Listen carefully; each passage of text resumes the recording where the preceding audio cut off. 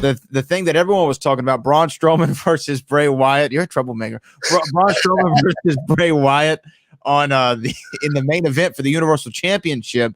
Bray Wyatt, the Fiend, defeats Braun Strowman, becomes the new Universal Champion, and then the return of the big dog, Roman Reigns. Roman Reigns makes his debut or re-debut or return to WWE after being off since right before WrestleMania. Yeah. For several months, he's been away. He came back. He looked in great shape. He's got himself some new teeth.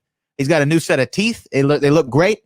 And he spears Braun Strowman, spears Bray Wyatt, holds up the Universal title. And it left a lot of people thinking, wait a minute, is Roman back? And is he kind of a bad guy now? You know what? I didn't look at that as Roman being a bad guy. I looked at that as being the big dog is back home.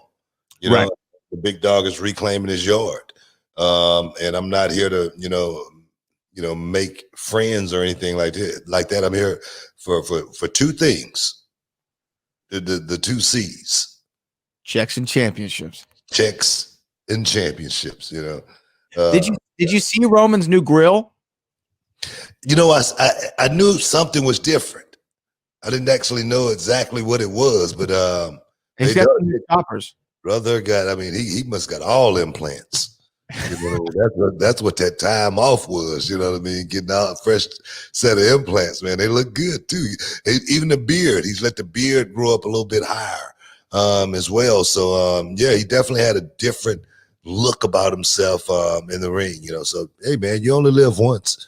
I'm thinking about going and get the full grill like that. You know what I mean? Implant. Thing, everything, man. You know what I mean? But the wife seemed to like the crooked smile, so I'm good. But yeah, well, it's happy wife, happy life. But what do you think about Roman Reigns coming back? I mean, he's been gone for so long, and I think that one of the things that we've missed is that sense of the main guy, right? I mean, Drew McIntyre has been the main guy over on Raw. On SmackDown, Braun, I think he had an okay run as Universal Champion, but not really. He hadn't had a really okay run. He haven't really done anything. You know what I mean? All he did was have the title. You know what I mean? He held the title, but he really didn't get a chance to do anything with it due to the situation that we're in right now. It's hard to move around. It really is. It's hard to move around. Is it going to be a better look for the show as far as Bray Wyatt? I think so. Because people are still wondering, why did Bray Wyatt lose it? Yeah, back in Saudi Arabia to Bill Goldberg. Exactly. People are still wondering, man, why did they do that? And that's a question that people, are going to wonder about. So now having the title back around the waist of the Fiend, we're back in that position again, wondering where do we go from here? So I don't know, man. I don't know. That thing's going to have to play out for me because I think the whole deal was more so about the story than it was about the title between Braun Strowman and the Fiend Bray Wyatt. I could be wrong. The title just happened to be a part of it, and the title didn't conflict with Braun Strowman losing because it was about the story. So that's what I see. There again, I could be wrong. People can say, well, we're just trying to make up something here. But no, that's the way I see that right there. What's the title in a better place with Braun Strowman? Who's going to wrestle him and who's going to beat him? You know what I mean? Right. The same thing with Bray Wyatt. Who's going to wrestle him? Who's going to beat him? Roman Reigns. You know what I mean? So we got something here. So my thing is I'm always looking at it from a promoter standpoint only. Never looking at it from the fans' perspective and, if they like something or anything like that. It's always about, for me, if it's good for business. I hear you, and I think that Bray Wyatt as the Fiend being the Universal Champion is good for business, and I think Roman Reigns being in the title picture is great for business.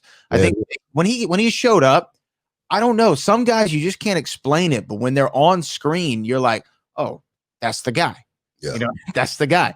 And when Roman came back, I mean, he was obviously been in the gym. He looks great, new grill and all, but he looked like the guy. and having him back on TV is only good for business.